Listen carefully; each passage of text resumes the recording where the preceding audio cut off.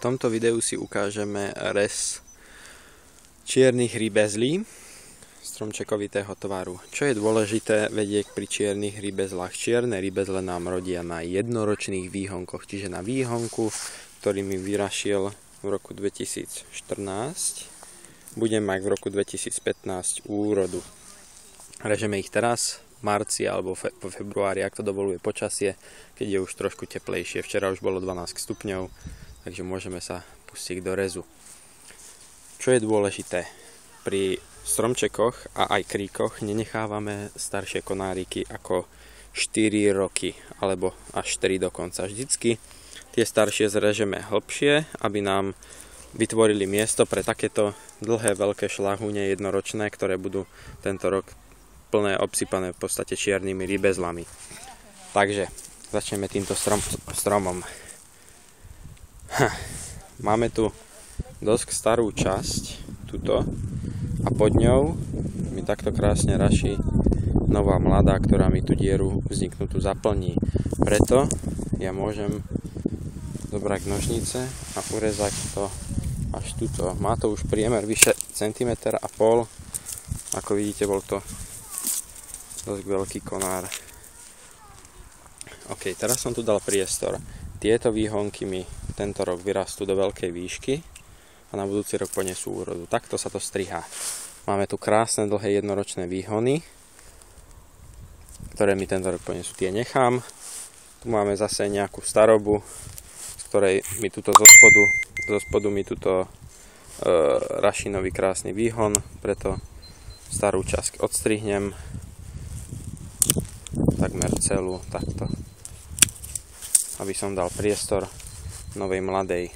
Vždycky treba spraviť, nebák sa toho, a radikálnejší rez.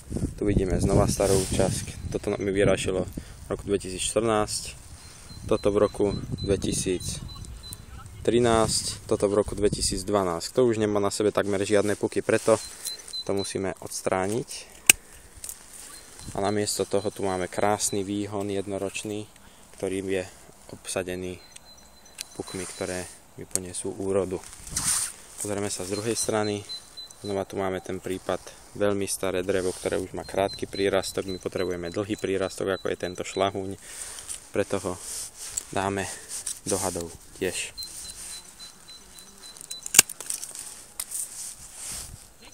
Taktiež tuto, ale tuto máme ešte krásny pohárik, ktorý, nie pohárik, ale konárik, ktorý mi poniesie tiež úrodu. Tento nechám, ale môžem spraviť trošku taký presvetľovací rez. Ukážeme si, ako sa rozmnožujú tieto čierne rybezle. Rozmnožujú sa z jednoročných výhonov, ktoré odstrihneme, ktorý to zoberieme. Ktorý asi tento. Ten nebude vadiť, hádam, keď ho ustrihnem. OK, dostali sme takýto výhon jednoročný. Potrebujem tak 15 cm výhon na rozmnožovanie. Je na ňom 4 očka sú na ňom. A teraz, ako ho pichnem do zeme? Keby som ho pichol takto vodorovne, čo sa mi stane? Koreňový bal sa mi vytvorí len na spodku z tohto púčika a na spodu budú korene. On môže prežiť, ale bude v prvom roku rásť o mnoho menej. Keď ho pichnem do tej zeminy takto v 45 stupňovom uhle, tak sa mi korene vytvoria po celej dĺžke celého tohto konárika, čiže bude nová rastlina lepšie vyživovaná. A čo je dôležité, nad zemou nechávame len takto jeden púčik, ktorý mi vyraší.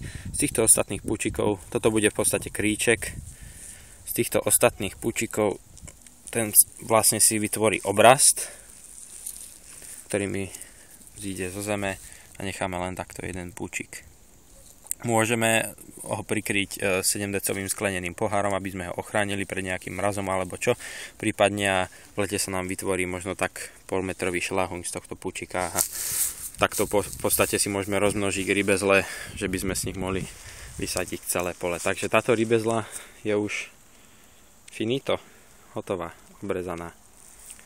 Máme tu ďalšiu, ktorá, toto už je horší prípad, tá už tam má veľmi veľa v spodnej časti starého dreva a na vrchu má dobré. Čo musím robiť v podstate v takomto prípade? Že režem hlbšie ďalej do dreva. Napríklad tento celý konár, ktorý tu má malý už prírastok, by som obrezal až sem po tento kratučký výhon, ktorý by mi narašil v podstate veľký, hej, a celú rybezlu by mi omladil. Toto ja potrebujem, nejdeme si to už ukazovať, aby video nebolo už moc dlhé, čiže režeme po nejaký púčik, ktorý prevezme rastovú silu celého konára. Nerežeme nikdy až takto sem do tohto starého, že tu nemám žiadny púčik. Toto by nám neobrášilo, možno by nám to akurát tak zaschlo a nejaké choroby by sa nám do toho pochytali.